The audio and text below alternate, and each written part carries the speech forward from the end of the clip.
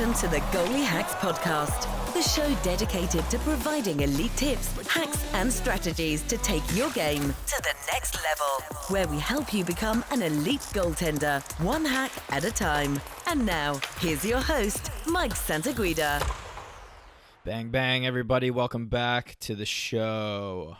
I just want to start off today by saying thank you to everybody. Thank you on the just been incredible. I'm incredibly taken back. It's just been an incredibly phenomenal reaction to the first product, and I'm going to continue to work harder for you guys. We're going to try out a couple new things, so bear with me here. Obviously, I'm just starting podcasting, but it's going well so far. So I'm going to be learning for you guys. I'm going to be tweaking things on the show to make your experience much better. So like I said, just bear with me, and any feedback you guys have at all, let me know. This product's for you, and I just want to make this as amazing as I can for you guys. I just want to shout out my first three guests because I can't thank them enough for putting their neck out there for me, on this project, and they're the heroes for me. The three biggest, arguably the three biggest influencers in the goaltending space, and I'm just so grateful to them, so thankful. So thank you, Brandon. Thank you, Justin, and thank you, Maria, today for coming on. You guys are amazing. I won't let you down. I'm going to make you guys look like geniuses for coming on my show. So I hope you guys are staying safe with this Corona thing. It's unfortunate it has to be this way. And obviously there's a lot of unleft hockey left to play, but I'm 100% in support of this. If this is the right thing to do for public health and safety, that definitely comes first before sports of any kind, so take care of your health. I wish you guys nothing but good health and wealth going forward here. Today, Maria and I had an awesome conversation regarding all of the things off-ice training, specifically for goalies, and I know you guys are going to love the chat we had. So make sure to get your notepad ready and take some notes. A lot of good stuff in here today. Just want to shout out our main sponsor and partner, NeuroTracker. And if you guys haven't listened into the first few pods, I stumbled upon this product about 6 or 7 years ago, right after I got laser eye surgery. And I had a lot of problems, and I had problems for 12 months until I found the NeuroTracker. And the NeuroTracker not only solved my issues, but it elevated my game enormously, and I'm still a user to this day. So I think if you're looking for that next edge, NeuroTracker is the best option athletes have right now, especially in a time like this where we're stuck inside. It's incredible neurovisual training product, quoted by the New York Times as having grown into the best brain training game in sports. It's used by athletes in every major league sports, and it's just awesome. So they are officially soft launching their new NeuroTracker X product, and it's next level. So if you're a coach or goalie, if you're looking to support the show and get better in these hard times, it just hit me up in my DMs on Instagram after you listen to the show to get more information on how you can get started today. So to kick off our sponsorship, we will be giving away 2 60-day subscriptions every episode of the podcast. So make sure to listen and tune into the end of the show to get the details on how to enter into this giveaway. I also want to give a quick shout out and salute to our first Patreon, Ethan Fahrenbaker. Ethan and I have been working together since I had next to no followers, and I've helped him get in touch with people at the next level, and I've shown him the road that's best for him in his pursuit of getting a Division I scholarship. And Ethan was so happy with the results he's been getting over the last several months, both on and off the ice, that he decided to become a patron. So Ethan, I love you, brother. You made my day, man, and I appreciate you supporting my work. It means the world to me. If I've helped you in any way, if you want more inside access to my personal information to work much closer with me, then head over to my Patreon page included in the show notes to support the show. I don't have any tiers or anything set up yet. I probably will down the road, but for the time being, every dollar counts. So I appreciate you guys. Everyone who supports the show and contributes to my Patreon will now be shouted out on the show from now on. So I appreciate you guys. If you guys want to shout out, if you guys love what I've been doing, support my work, definitely head over to my Patreon page. Anything counts. So without further ado, let's get into this week's episode. I know you guys are going to love the chat Maria and I had today. Hello, everyone, and welcome to this week's episode of the Goalie Hacks podcast. We have another amazing guest on the show this week, giving us yet another perspective that we haven't had yet that I know you'll all enjoy. I'm honored and excited to be joined today by the queen of exercise science, Maria Mountain. She's been a strength and conditioning coach for 19 years, receiving her master's in kinesiology back in 1999, and has worked with players at all levels, including elite athletes such as Olympic gold medalists, Stanley Cup champions, MLB players, and the list goes on. She's the founder and owner of Revolution Conditioning and Goalie Training Pro, has 20K subscribers on YouTube, over 100K video views, as well as 14,000 followers on Instagram. So if you don't know her, you must be living under a rock, but I couldn't be happier to be joined by her today. Maria, how you doing? Thanks for coming on the show. I'm doing fantastic. Thanks for having me on, Mike. Yeah, I know it's nice to finally meet you. I've been looking forward to this episode for some time because you've actually had an enormous impact on my career over the years, being a mentor for me in the online world. Years ago when there wasn't much information, I guess I initially found you before I went to college back in 2014 on the InGoal Mag's email list. And you always had a featured segment in the bottom of the issue, and you actually really helped me understand and grow in the areas of exercise science, relating to goaltending away from the ice that have catapulted my career, honestly. So I can't thank you enough for what you've done for me from the bottom of my heart. It's my pleasure. That's just the nicest compliment I can get, because that's exactly what I want to do is help any goalie at any level anywhere in the world, take that next step to playing to their full potential. Well, I just want to say I love the work you're doing. Congrats on all the success, you and your players have experienced. It's certainly well deserved, but let's not waste any more time because I have a lot of questions for you today. I think everybody's going to enjoy. So let's jump right in. Why don't you just start off by telling my audience who you are, what's your background, and, some of the important work you've been doing over the years and sort of where you are now with your life and business. Yeah, I'll give you the Super Reader's Digest version, and then we can dive in more if we need to. But Sure. um, yeah, so I mean, I grew up. I'm old enough that there wasn't girls hockey when I grew up here in London, Ontario. So, and it wasn't even to the stage where girls played boys hockey. But thankfully, there was tons of road hockey around, and I was super tomboy. So I always played road hockey with the guys, and I was always the goalie. I was always Ken Dryden to the other team's Mike Palmetier. But so my varsity sport was cross country ski racing.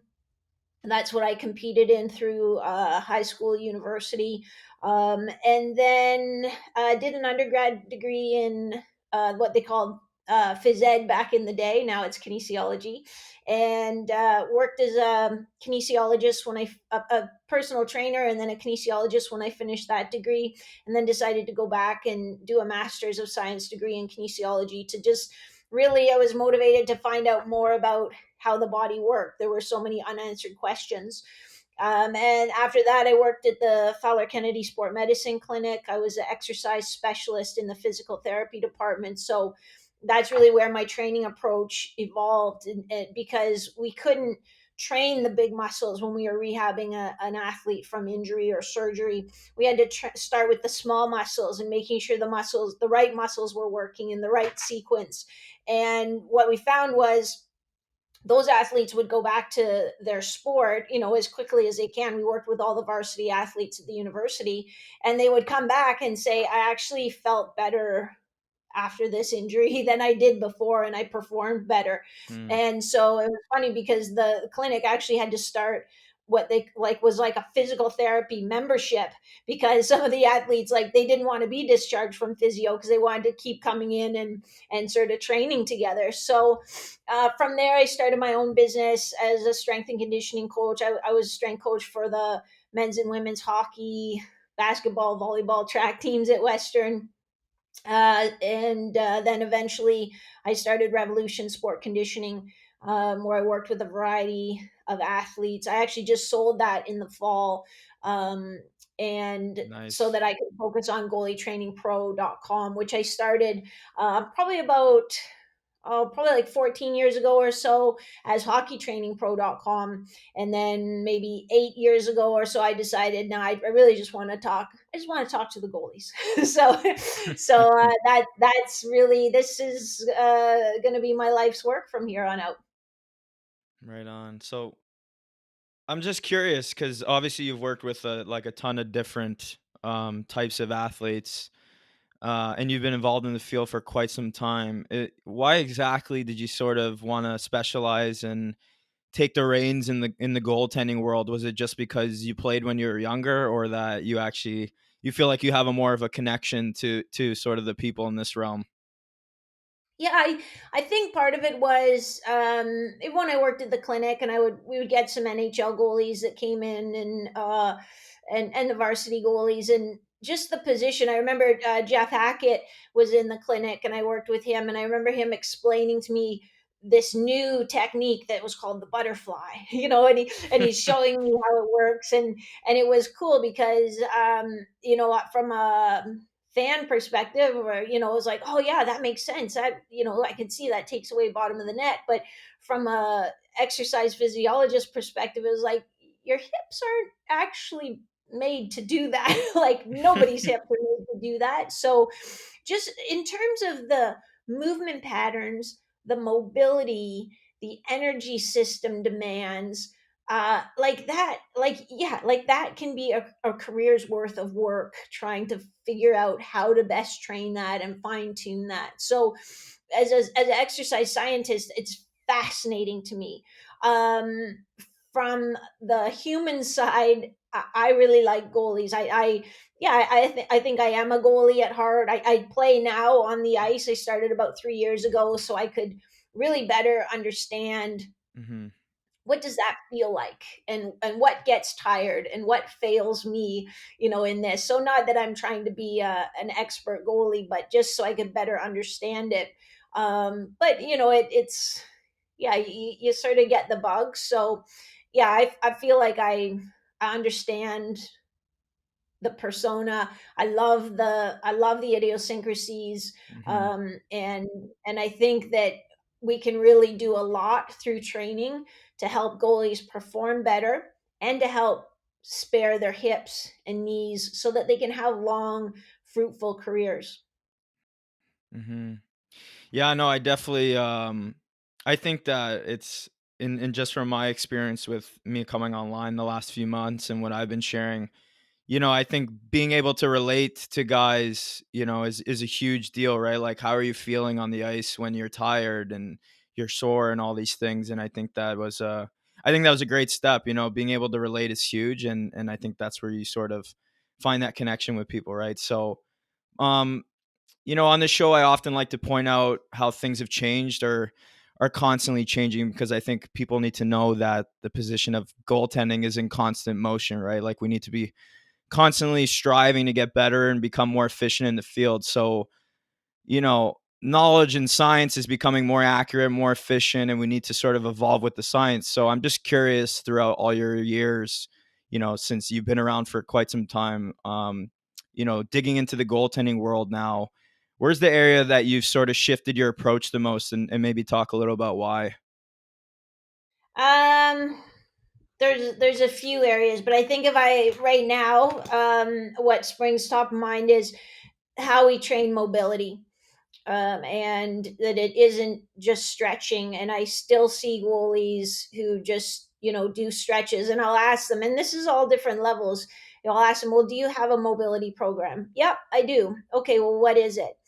Well, I'll sort of do, like some of these, and kind of sometimes like a few of those. And so it's like, okay, that's not a program. Like, if I have Hmm. a program, it's like, yep, I start with a foam roll or a lacrosse ball, this and this. Then I do, um so they're still kind of doing stretches, trying to get the splits, static holds, and that's not how we use our mobility on the ice. It doesn't actually improve our functional range of motion. Hmm. So mobility, I use the term mobility instead of flexibility, because flexibility is kind of, what's the passive range of motion of that joint. Mobility is, what can I actually use on the ice. So some of the goalies listening will know that they can do the splits in their living room in front of the TV when they're stretching, but when they're on the ice, they're nowhere close. Hmm. That's the difference between flexibility and mobility. So, different strategies to train that so that you have usable um, range of motion on the ice, and so that if you do get in those lengthened positions, you have the strength and the stability to not injure yourself and to return to that nice compact position. So you're in a, you're ready to make the next save. So I think that's probably the biggest area that's changed in the last, let's say, 5 years for me. Hmm. And so, maybe for people who are sort of reluctant, because I think that even for me, like going to college, I was fortunate enough to work with a guy who had training experience like in the NHL, and he really sort of, we'll get to that later in the conversation about recovery. And he taught me all these things, but how important is that mobility? Like maybe people don't realize, right? So trying to get that message across, like where can people see an improvement if they sort of get a, mobility regimen and sort of stick to it? Well, so yeah, so I have like a free, it's an app and it's called the Butterfly Challenge. And it's a 14-day hip mobility program specifically for goalies. And so usually within that 14 days, and it's like 10, not even 10 minutes a day. And Hmm. usually within that 14 days, goalies add about 3 to 5 inches to the width of their butterfly flare. Well, if you think of a Hmm. puck as being like, what is it, 3 inches across? Like that's significant. Like that's enough to keep pucks out of the net. And plus, goalies will email me and say, "Oh, like even just after the fourth day, like my hips felt looser." And it sounds kind of funny, um, you know, because like, oh yeah, after 4 days, but it's actually true. Just doing the right things in the right order can make that big of a difference and really kind of unlock mobilities. And other guys just think, well, I just thought I had really stiff hips. I just thought that's the way I was born. But when they work on the right things, they find that they can move much better. And people say, well, my hips just feel freer, out on the ice. Hmm. It's and actually on the corollary of that, the other flip side, an NHL goalie that I trained, he retired, and he had great hip internal rotation, which is what you need for a wide butterfly, like really remarkable. And he was a pretty big guy, so it was like, wow, this guy's so flexible considering that he's a big guy. Well, then he retired, and maybe within a year after him retiring, he was like, oh hey, let's just work out, So we went and did a workout together, and we did some flexibility at the end, and like that range of motion was gone. So it's not that he had that, that was trained into him. Hmm. So I guess digging a little deeper into some of the common unknowns, right now as we speak, where do you sort of see the biggest inefficiency then when it comes to goaltending, I guess, from an exercise science perspective? Do you mean inefficiency in like what people are trying to do for training or what? Yeah, anything like maybe what we're doing with our save selection, anything, training, inefficiency in our recovery, anything that sort of has to do with maybe what we think we know that is sort of a misconception, right? Yeah, yeah. I'll sort of skim over like maybe two or three. Yeah. One is in the gym, just thinking you need to be strong, so like lots of back squats, leg press, and I'm not saying that you can't squat. I am kind of saying you shouldn't leg press. Yeah. But there are better ways that we can train you, and in no way am I suggesting you don't need to be strong. You do need to be strong, but it needs to be functional. So Hmm. ways that we can produce force but also stabilize. So that's one, and it kind of leads into a little bit on the ice. And I do see this changing in some of the programs that I go to and the camps I work at. But if you went to any goalie camp 7 years ago, what would you see within the first 15 minutes? You'd see big T pushes, big C cuts to finish it off, snow flying, and that was good. As we look at the biomechanics of it and the stress on the hip from that, that really isn't maybe the best idea, because we're putting force through the hip that is being used to basically make a little snow cone at the end of that. Hmm. And even then too, this is where when I got on the ice and started falling around in the crease and finally got to put together some butterfly slides, and it's like, holy smokes. Like if, and I used to talk in terms of a big, powerful push. And, when I'm on the ice and do a big, powerful push, I can slide from my post, 2 feet out of my crease or 3 feet out of my crease. And that's me. Mm-hmm. So, one of the things that I've started talking about a lot more in the last 3 years is quick, powerful pushes. That idea, the Bruce Lee idea of a 1 inch punch, Bruce Lee supposedly could produce so much power that he could knock a man over with a 1 inch punch. And, so that's what we need to do. We need to produce enough force to get us where we need to be, but not so much that then we have to use equal and opposite force to decelerate it. The third one I think is really, and goalies don't have much control over this, but the way practices are formatted. And when you look at the energy system demands and the heart rate data from a goalie in practice, Mm-hmm. it looks nothing like the heart rate data and energy system demands that a goalie needs in games. So essentially, practice is training a goalie to do something that they don't need to do. It's like, okay, maybe I'm a 100-meter hurdler, but when I go to practice, my coach makes me run 800s or 1500s because whatever. Mm-hmm. Mm-hmm. It's the wrong energy system. So I think that's something that needs to change because it impacts their performance. They're getting the wrong energy system training for what they need to do. Mm-hmm. No, I like that you mentioned, we need that strength plus sort of that, stability, right? And personally, something that over the years that I have sort of tuned into more that's super effective for, I guess, the goaltending position is I think oftentimes we're worried about sort of the conversation around plyometrics. And I personally don't think that there's enough conversation around, your eccentric and your isometric power, right? Because we're constantly loading. We're in that lower stance. And typically, and this is something I just found out on my own, developed like whenever I kind of don't have good legs, I go and I do like front squats light, but I'll do like slow down iso holds at the bottom and then quick up. And as soon as I get back on the ice, like my legs feel better like the next day. So, what do you think in terms of, being mindful of having a full regimen around those things? You know what I mean? Like, in terms of eccentric training and isometric training, do you think that we can incorporate some of more of that into our regimens as goalies? Oh, yeah, absolutely. Like I'm always amazed when I see a program from, a team that says, oh, we've got a trainer, we've got a strength coach, and I see the program and there's no tempo on it whatsoever. Mm-hmm. That like that to me is crazy. Um, I think you're right. I think a big part of what crushes a goalie's legs is those iso holds. The puck's in behind the net and you're down there, with your post lean and you're sort of, okay, am I in? Am I out? That's the tricky part, and staying low in your legs so that you have that power to move where you need to move without having to sort of load and go, you're just ready to go.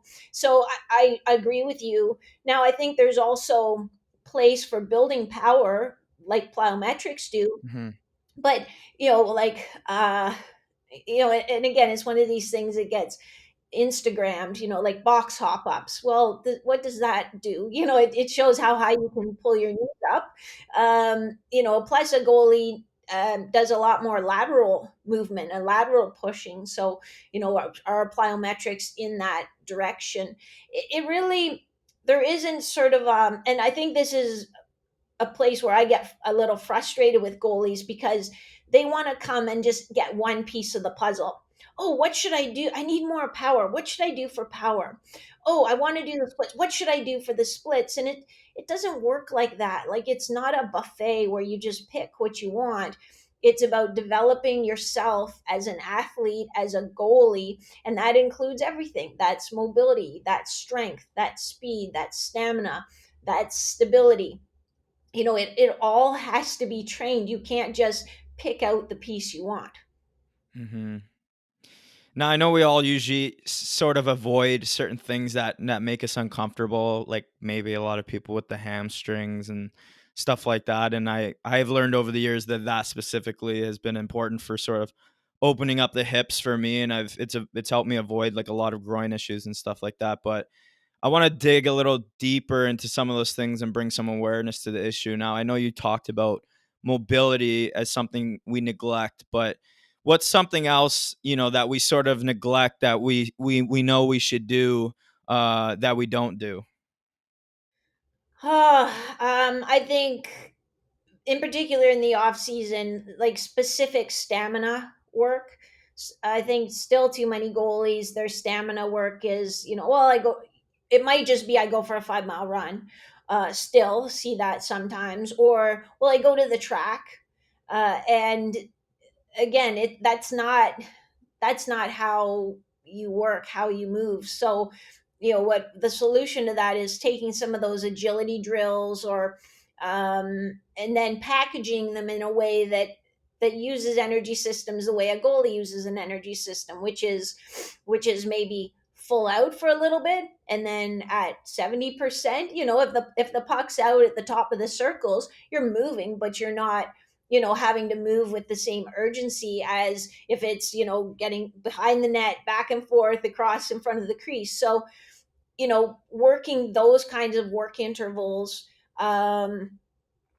working in the vertical agility component. So again, another thing, when I got on the ice, I realized, holy smokes, going from my butterfly back to my skates to my butterfly back to my skates is exhausting.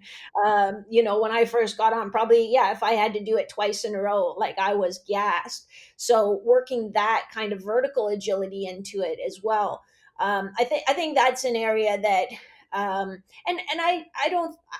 I don't think they are ignoring it because it's uncomfortable, which it can be uncomfortable, but I think they just don't know any better. And so, they do the best that they know. Mhm. So I guess, you in other words, we need to be more specific when we train. I know this from experience over the years, like going to gyms growing up, and it's sort of changed a little bit now. But for people that don't have a pretty good idea about like how to train themselves, they should be getting more specific. You should be creating, something that sort of mimics that time under tension and that same conditioning stuff off the ice, or sorry, excuse me, on the ice is off the ice, correct? Yeah, and again, like, to an extent, because then what you see is goalies trying to do goalie movements off the ice and calling that their goalie specific training, and smashing into the butterfly and doing all these things. Even you see some people do, like, where I'm going to wear my goalie pads, and that isn't it either. It's sort of finding that um happy medium where we're not adding so much wear and tear, because going into the butterfly and RVH, those things add wear and tear to the hips, but where we're still getting the energy system benefits out of it. It's funny because, yeah, like, training, it seems easy. Oh, okay, well, let me just think of what makes sense. A lot of times what makes sense, like common sense, isn't what makes science sense. So I try to present it in a pretty simple way, but it's like the tip of the iceberg. There's so much science that goes into it. Hmm. Now, sort of leading off the last question a bit, and we've gone over mobility and some of these other things, but something that I has made an enormous difference for me, and I actually just posted a video, and it's something that you had actually led me on to like 7 years ago.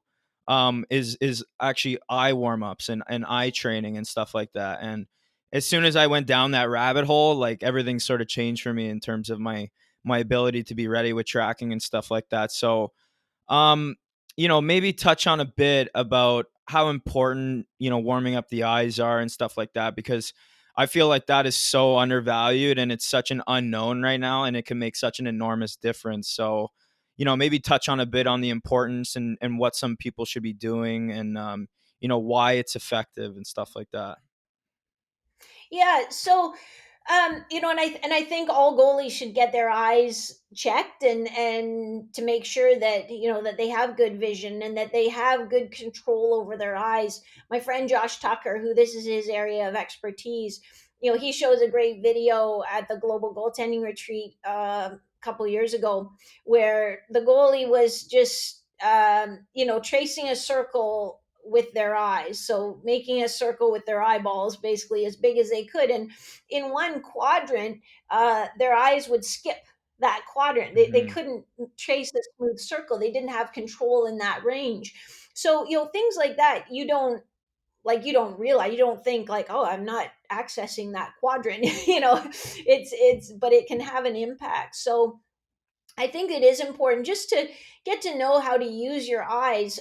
When I was at the GCG goalie event last year, one of the coaches was talking too a little bit about, and just kind of experimenting. I think a neurophysiologist had sort of brought up the idea, but maybe not, when you do a little head check to see like, okay, who's creeping up, trying to Hmm. stand right at the corner of my net, see who's around. Well, they were saying, what about just getting your eyes there so that you're not moving your head, because moving your head, then puts information into your vestibular system, and it's a lot more processing of data that has to go into that, whereas if you can just shift your eyes. Now, I don't mean just shift your eyes to see where the puck is, but for those quick checks. um, so having control over your eyes, being able to access those outer ranges with your eyes, I think is valuable. Now, I also see some goalies who aren't doing their proper mobility.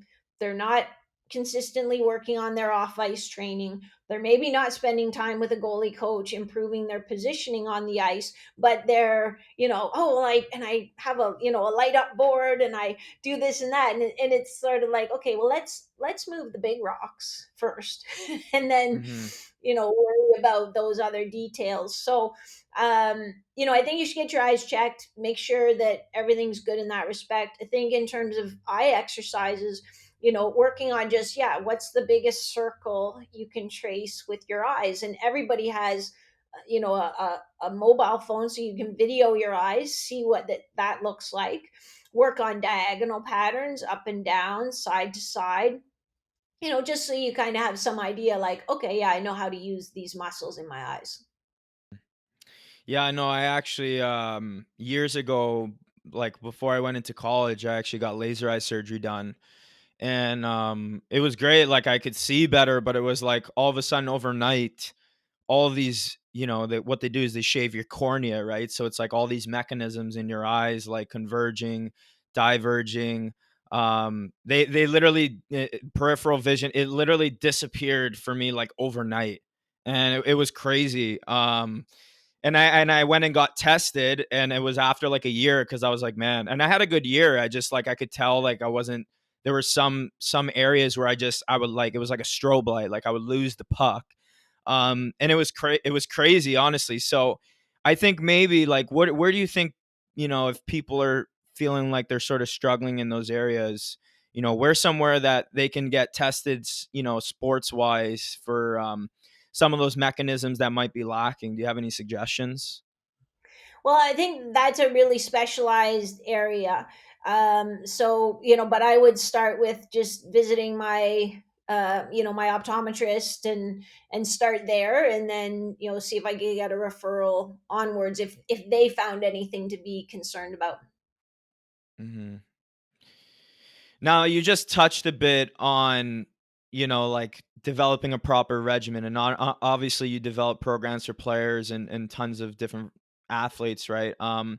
But maybe just walk us through just a light idea of what a proper in-season training regimen looks like to you. How many times should we be doing off ice a week? How should we be managing our energy while trying to get better on the ice? Warm ups, cool downs, sort of run us through a little bit of what an ideal in-season regimen would look like. And you can take your time, because I know my audience is relatively young, and I know that a lot of people will sort of benefit from hearing this conversation.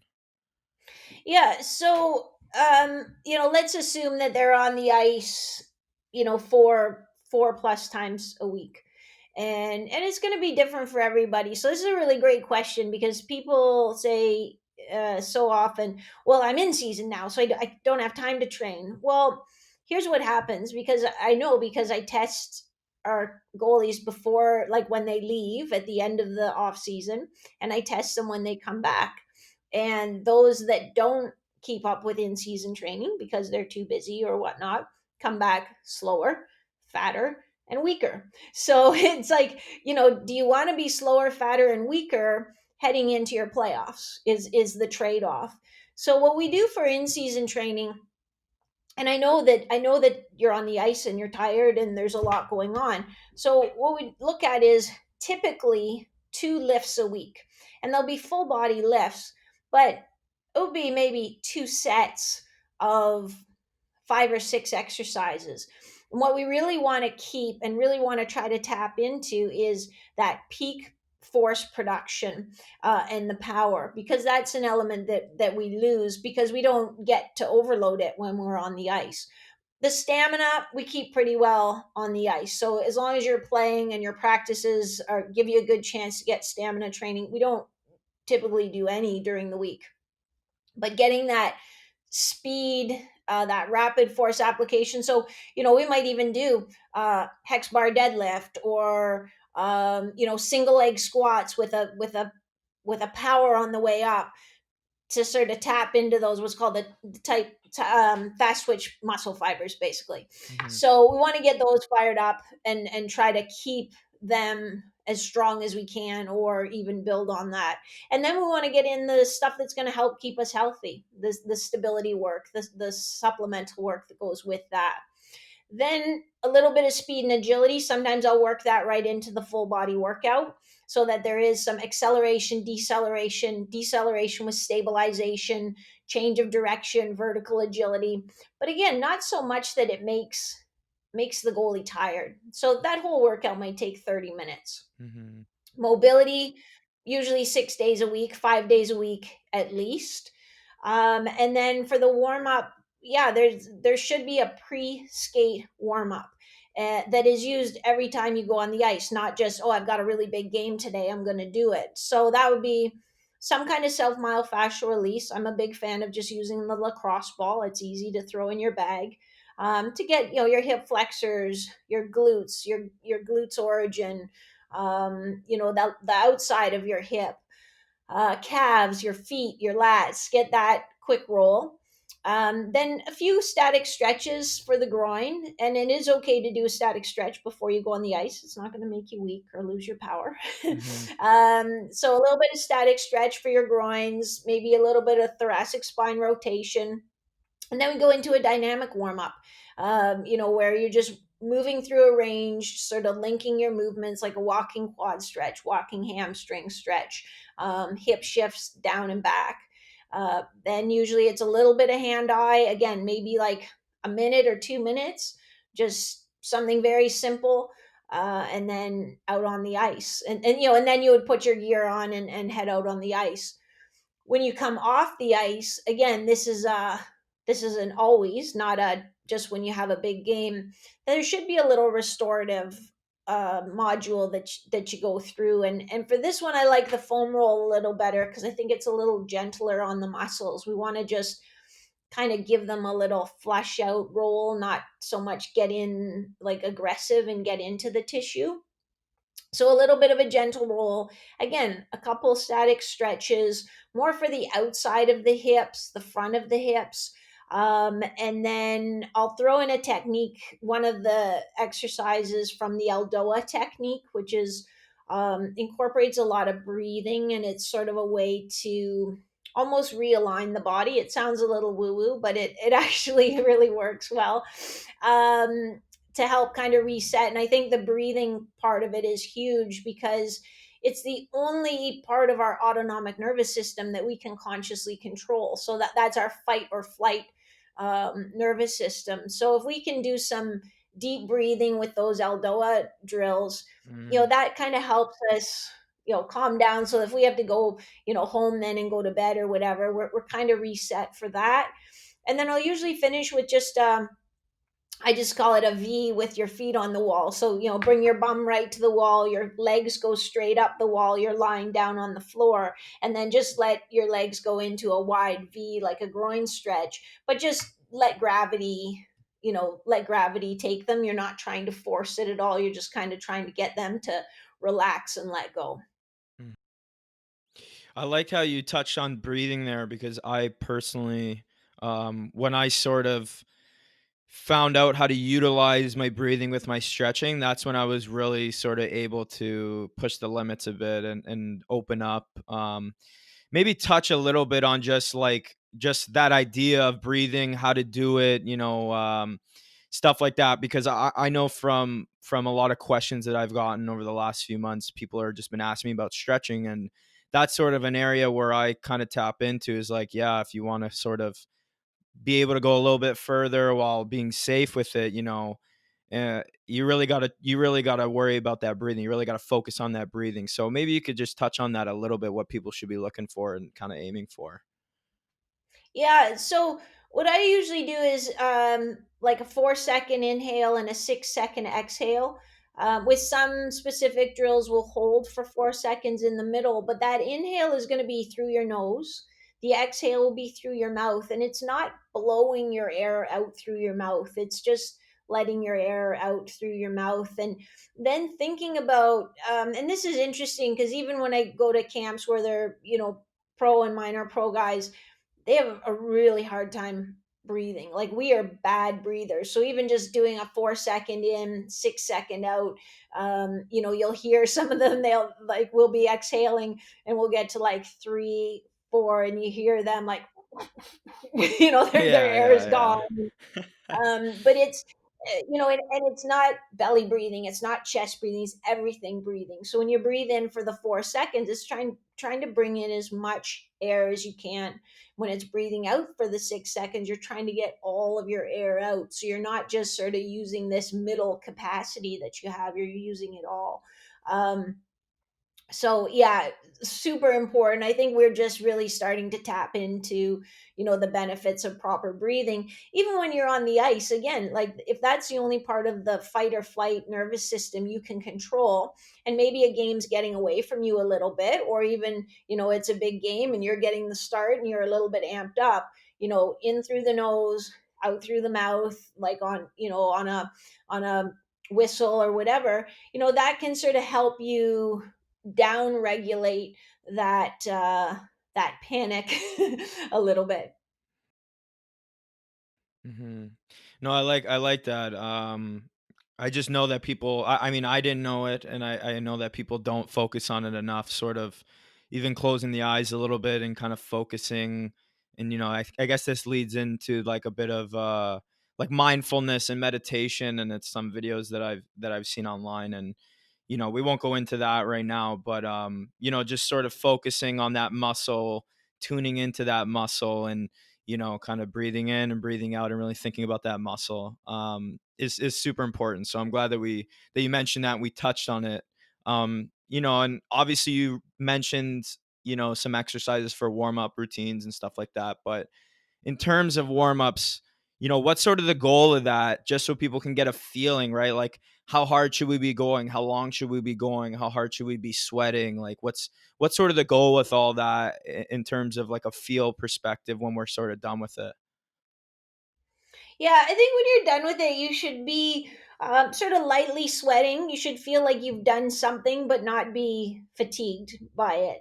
And to me, the warm up has a couple purposes. One is to just get your muscles and your nervous system working. One is to almost do like a circle check, so you can feel before you get out on the ice, oh, my left groin is a little tighter than it normally is. You have a really good dialogue with your body, and like you said, you're not just going through the motions, you're actually thinking, how does that feel, compared to normal?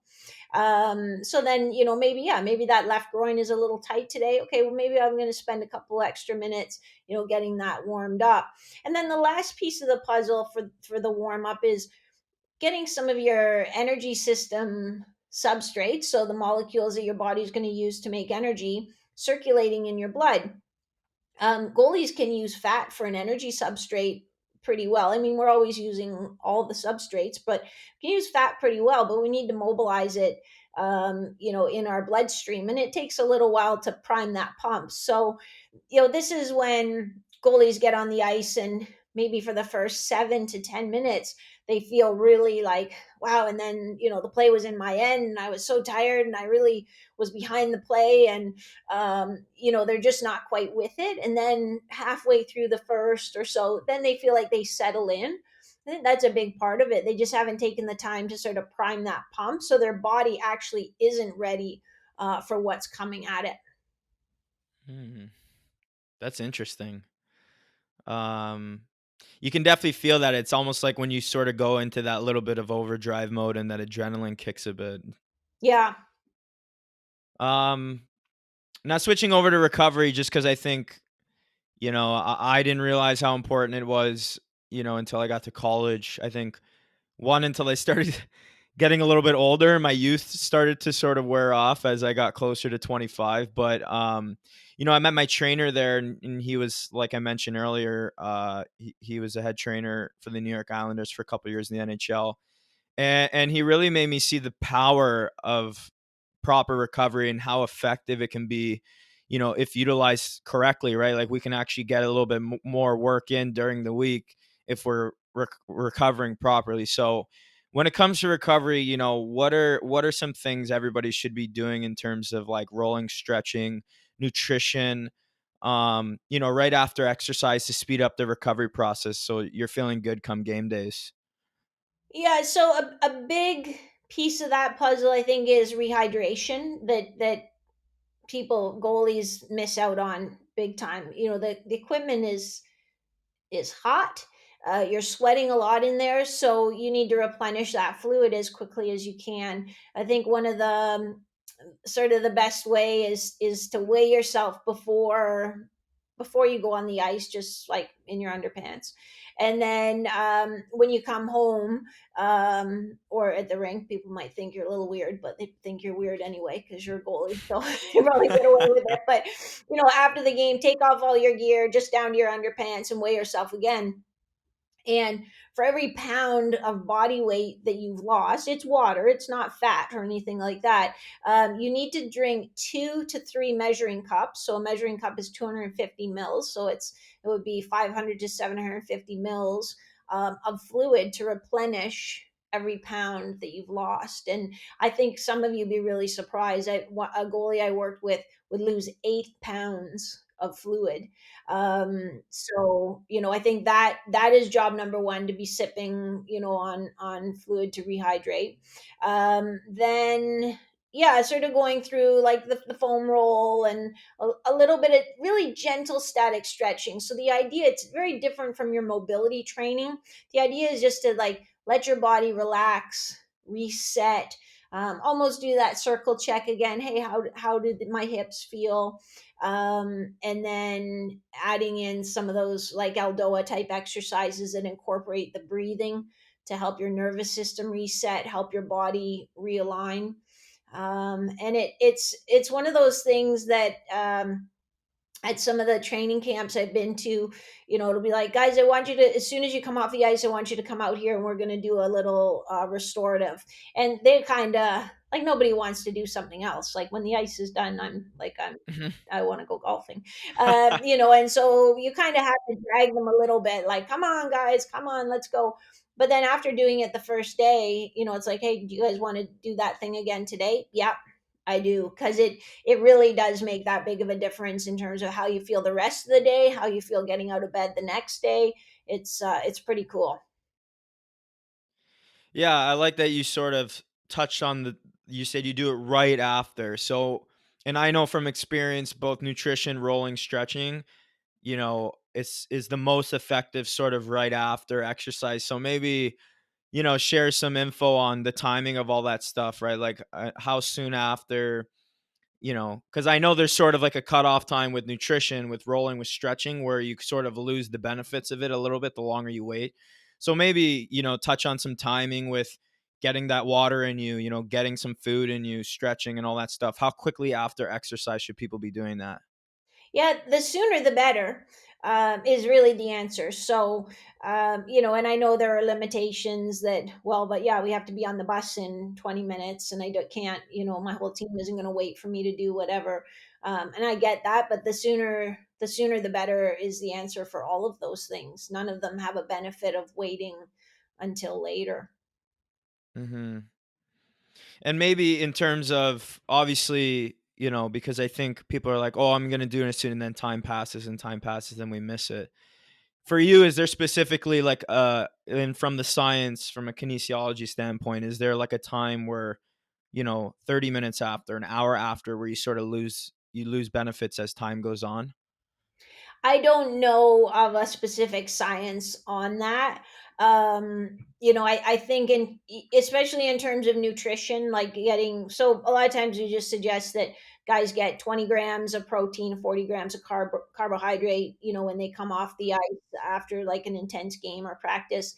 And, I think that window does kind of close because when you first come off the ice, your body has just, there's been some micro trauma to your muscles so that they need to be rebuilt and repaired, that they need protein for that. Your energy systems are depleted, so you want some carbohydrate in your blood system to then trigger an insulin response so that those substrates are taken up into your cells, but also to replenish that energy. And it's so your body's almost in a little bit of a panic state, and then you can put those building blocks in and your body's like, this is exactly what I need and I know exactly where to put it. Well, your body isn't going to stay in that panic state. We strive for homeostasis and our body's pretty good at getting there. So if an hour passes or hour and a half passes, we can still eat a meal and we should still replenish, but it's not, it's going to go circulate in your blood. Your body might be like, well, we don't need this anymore, like we can just store this, as fat or whatever. So I think that is a window that I kind of am familiar with. There's a great exercise nutrition guy at Western that, um, his name is Dr. Lemon, and he was just such a fantastic resource. So that's one I feel confident in, but the other ones I don't know of sort of a cutoff. Hmm. Hmm. Now, shifting a bit to some preventative work, and obviously we touched on mobility, but I know goaltending is just incredibly hard on the body. But what are some common injuries you see, and what are some of the big reasons why they happen? Well, groins are a big one, and I think a couple of reasons. One is that people stretch and they don't work on mobility. They don't build strength at length. They don't have control. So they're making it maybe so that their muscle can get that long, but they have no control, which is a big problem.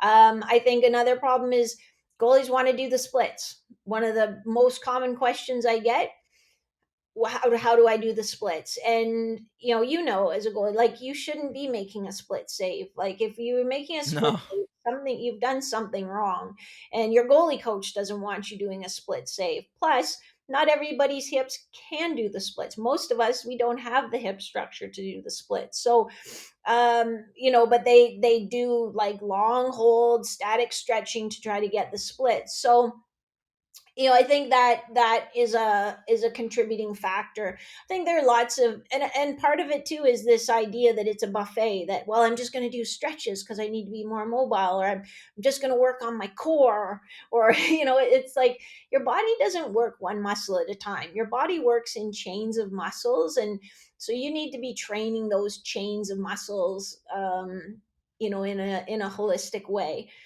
The other one that I think is a real concern for me is, and for goalies it should be, is the whole FAI, so hip impingement, because what I'll hear is, oh, I do this and my hips don't hurt at all. Well, no, your hips don't hurt until they hurt. And then when they are hurting, there's a problem that is a bony issue that isn't going to go away by stretching or, whatever else it is. So I think really taking that long view, in that, our hips have so many butterflies in them. And how are we going to use those up. And some of us have more and some of us have less, and we don't really know which is which. But what's a sort of a prudent way we can go about training our craft without just adding a bunch of wear and tear? Hmm. And obviously the groin injury is pretty common. I mean, but I just want to touch on that a little bit because I personally had a really big struggle with it back over 10 years ago when I was like 14 years old. It was my draft year in the OHL, and that summer leading into the season, I kept having groin issues in the summer, and then the next summer it sort of plagued me again. And when I sort of turned that corner, and I haven't had groin issues since, was when I really embraced muscle activation stuff. And I think that, it's not talked about enough and people avoid that. So maybe you can sort of touch on that a bit, how important it is to have the right muscles firing, and maybe what some people can do to avoid the groin strain. Yeah, and I think this is a good point too. Like thinking of your age when you were really having trouble, and it sort of coincides with when a lot of guys are growing and going through a growth spurt. So that is a time to really be aware of, because our body grows from the bones and our muscles know nothing about it. So we go home one summer and we come back and we're 3 inches taller. Well, our muscles now are short and tight.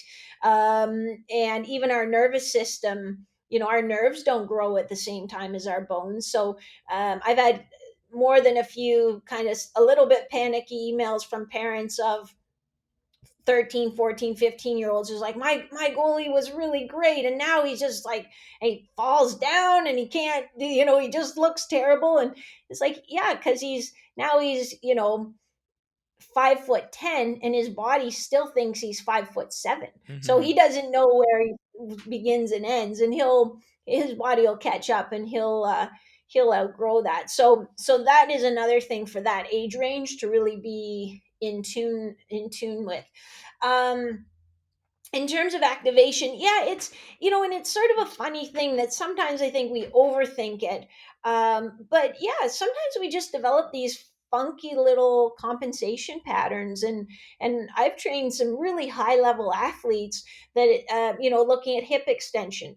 Our glutes are our most powerful hip extensor, and these athletes, some of them are track athletes, and so we'll put them in isolation where they should be using their glutes, and it's like, nope, that is actually all hamstrings that you're using right there, like, and Yeah. who knows why. But again, that is just like a good training program has specific exercises that put you in a position where, yeah, this is gonna make your glutes turn on. So it's all part of the overall development.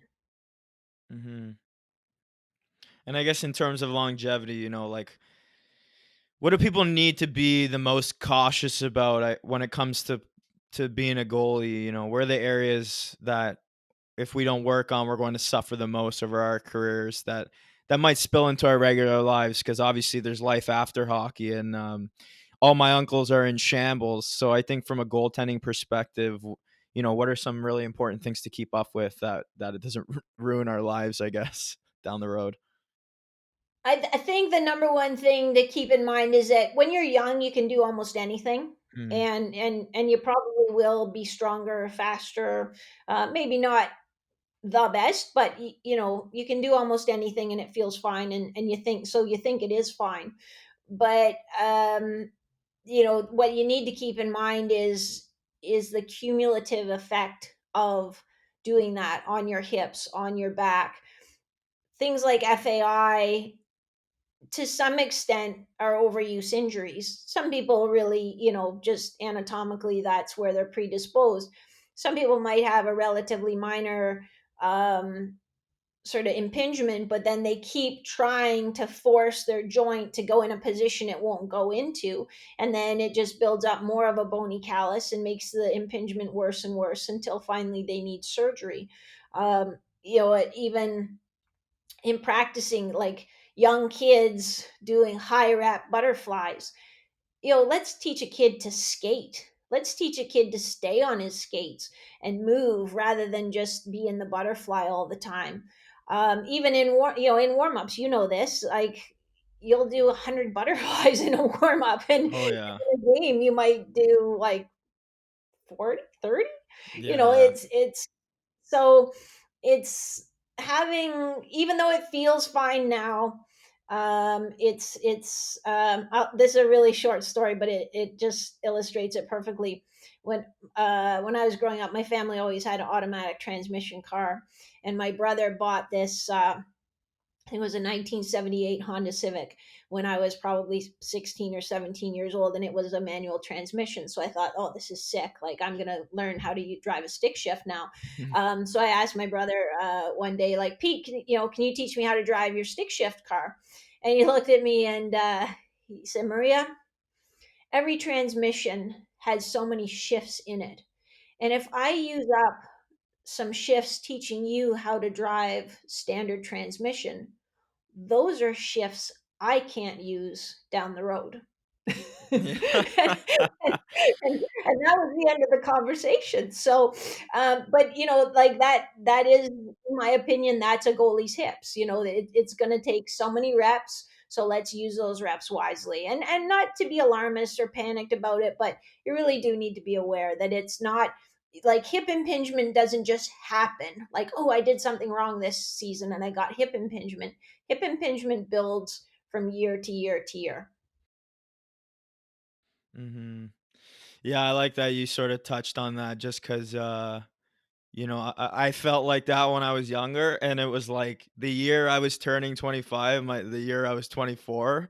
It was like my youth. I could just feel the youth just leaving my body. My knees started hurting, and my hips started getting sore. So I had to focus more on those things, and I have. And it was a bit of like, I don't think people realize until they get there, and a lot of people don't even get to play, until they're 25, right? So I think in terms of longevity, I'm really glad that you mentioned that, just because from personal experience, that does matter. And I have seen guys, and personally, like, I might be falling apart like a little bit, but I still got plenty of years left in me. Whereas there are some guys, before they even get to pro hockey, their knees are falling apart. And I'll tell you from experience with the pro schedule, it's just so hard on your body. And if you're already hurting before you get there, it's gonna be a tough ride. So definitely a good conversation to have. I'm glad you mentioned that. But Maria, do you have any last advice you want to share with my audience that you feel passionate about that we haven't talked about yet? No, I really think it's just, yeah, if you're serious about kind of reaching your potential, whatever that is, that it has to be a consistent strategic approach to your development. It's not just yeah, pick a little bit of this and I'll do a little bit of that. It's got to be strategic, and it's got to be consistent. You can't train extra hard and catch up. You just have to start and keep going. Right on. Well, Maria, thank you so much. It's been an absolute pleasure to have you on the show. I know people will find a ton of value in the conversation. I love how we shed a ton of light on a lot of things that we should be doing off the ice, right? Like, so much work goes into supporting your on ice play, and I don't think people understand that well enough, right? If you want to be a pro, you got to train like a pro, right? Do what the pros do, and they're all doing that. But I think today we really nailed a lot of details that people should start to consider if they don't already. So can you just let my audience know where they can get in touch with you online if they want to find you? Probably the easiest way is on Instagram at Goalie Training. And I do reply to my DMs. Sometimes it takes me a bit, but I do. Or just goalietrainingpro.com. Right on.